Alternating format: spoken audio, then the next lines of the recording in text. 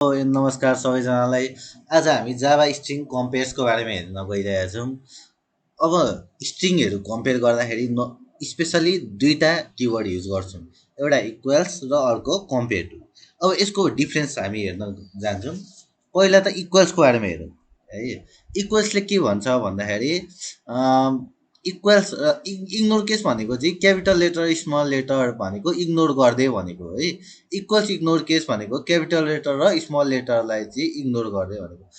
अब यो इक्वल्सले चाहिँ के गर्छ भने स्ट्रिङ सेम जस्ताको त्यस्तै छ भने यसले इक्वल छ भन्छ। मेथड टुको यहाँ हेर्नु है, string class provide equals and equal ignore case method to compare two strings. अब यसले नर्मली दिने एन्सर भनेको चाहिँ ट्रु एन्ड फल्स हो। यसलाई हामी प्रोग्राम गरेर हेरौँ है। हुन त मैले यहाँ प्रोग्राम लेखेको छ, तर हामीले प्र्याक्टिकली गरेर हेरौँ है। एउटा क्लास बनाउँछु मैले, न्यू क्लास स्ट्रिङ इक्वल यस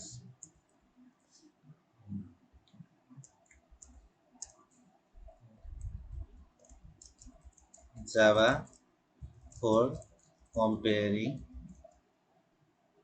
given two strings using string handling method. Okay, class हामीले बनाइसकेको छ, मेन मेथड पनि बनाइयो। अब दुईटा स्ट्रिङ क्रिएट गरौँ है।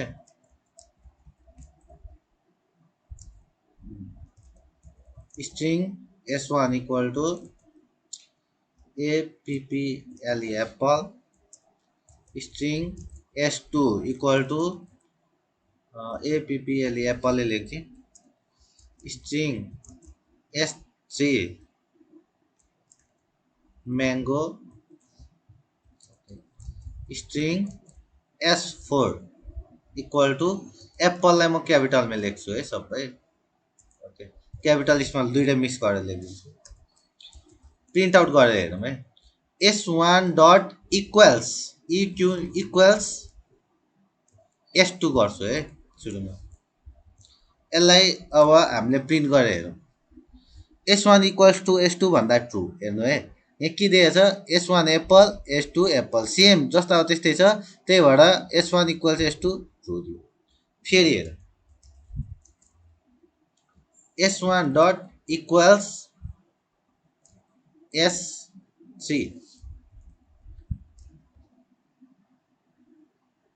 फल्स, किनकि s1 एप्पल छ s3 म्याङ्गो छ, त्यही भएर फल्स भयो। फेरि s1 डट इक्वल्स s4, यो पनि फल्स देखाउँछ। किन देखाउँछ म भन्छु है तपाईँलाई। यो फल्स देखायो है, s1 र s4। s1 पनि एप्पल छ, s4 पनि एप्पल छ, तर s1 सबै स्मल लेटर छ, s4 चाहिँ स्मल र क्यापिटल दुइटै लेटर छ है। भनेपछि यसको लागि चाहिँ हामीले के गर्नुपर्छ भन्दाखेरि क्यापिटल स्मल नछुटाओस् भनेर, जस्तै s2 पनि सेमै छ, s1 dot equals ignore case equals ignore case s4। अब यो हेर्नु, तपाईँहरूलाई ट्रु देखाउँछ यसले। किन ट्रु देखायो भन्दाखेरि हामीले केस चाहिँ अल्फाबेट भनेपछि तपाईँको अप्पर केस र लोवर केसलाई हामीले एउटै मान्यौँ है। यो इग्नोर केस भनेको अप्पर केस र लोवर केसलाई हामीले इग्नोर गरिदिउँ, जे छ हो त्यही म्याच भयो कि भएन भन्दा एप्पलै हो, म्याच भयो, त्यही भएर यो एप्पल इग्नोर केस भयो।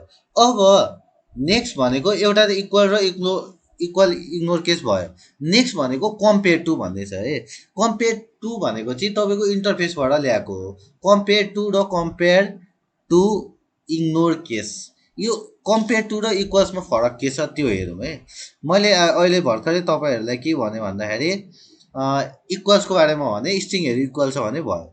नेक्स्ट चाहिँ हाम्रो के छ यहाँ हेर्नु है, string class implements comparable interface which provide compare to and compare to ignore case method and it compares to string let's show graphically. अब यसले के भन्छ, दुईवटा स्ट्रिङ त कम्पेयर गर्ने, तर कसरी गर्ने भन्दाखेरि सुरुमा स्ट्रिङलाई युनिकोड भ्यालुमा कन्भर्ट गर्ने, अनि मात्र कम्पेयर गर्ने। यसमा के हुनसक्छ भन्दाखेरि तपाईँको आइदर 0 हुनसक्छ or greater than 0 or less than 0। Same बिटहरू मिल्यो भने 0 हुनसक्छ or greater than less than. यसलाई हामी एउटा सानो प्रोग्राम गरेर हेरौँ है स्ट्रिङको। नै त यही गर्दा पनि हुन्छ यसमै। ओके, यसमै पनि मैले गर्दा हुन्छ है। जस्तै यसमा मैले इक्वल्स भयो, यसमा चाहिँ कम्पेयर टु गर्छु, कम्पेयर टु S2 है।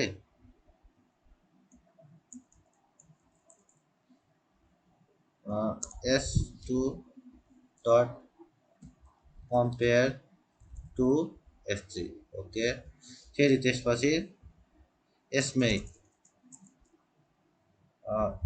S1 कम्पेयर टु S4 फेरि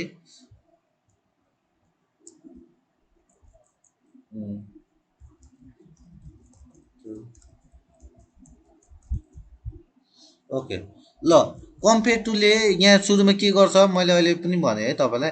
कम्पेयर टुले पहिला S1लाई पनि 22मा कन्भर्ट गर्छ युनिकोड क्यारेक्टरमा, S2लाई पनि युनिकोड क्यारेक्टरमा कन्भर्ट गर्छ अनि कम्पेयर गर्छ।